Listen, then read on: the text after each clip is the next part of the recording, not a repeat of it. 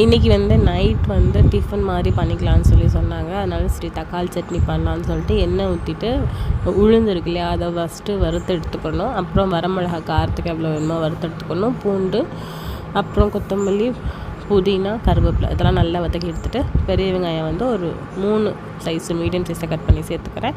அப்புறம் தக்காளியையும் கட் பண்ணி சேர்த்துட்டு உப்பும் சேர்த்துக்கிறேன். அப்போ சட்னிக்கு தேவையான உப்பையும் சேர்த்துட்டு நல்லா வதக்கி எடுத்துக்கிறேன். நல்லா வதங்கணும்.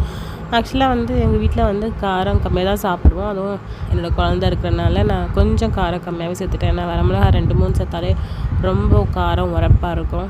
அதனால் ரொம்ப உரைக்குன்னு சொல்லிட்டு நான் காரம் கம்மியாக சேர்த்துட்டேன். அப்போ அது நல்லா வதங்கிடுச்சு.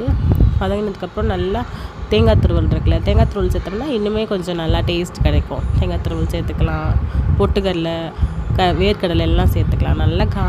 நல்லா ஆறுனதுக்கப்புறம் நல்லா குறைன்னு அரைச்சி எடுத்துகிட்டு அதில் கடுகு, கருவேப்பிலை மட்டும் தாளித்து ஊற்றிக்கிட்டேன். இட்லி வந்து நாள் அடித்த ராகி இட்லி செஞ்சுருந்தேன்.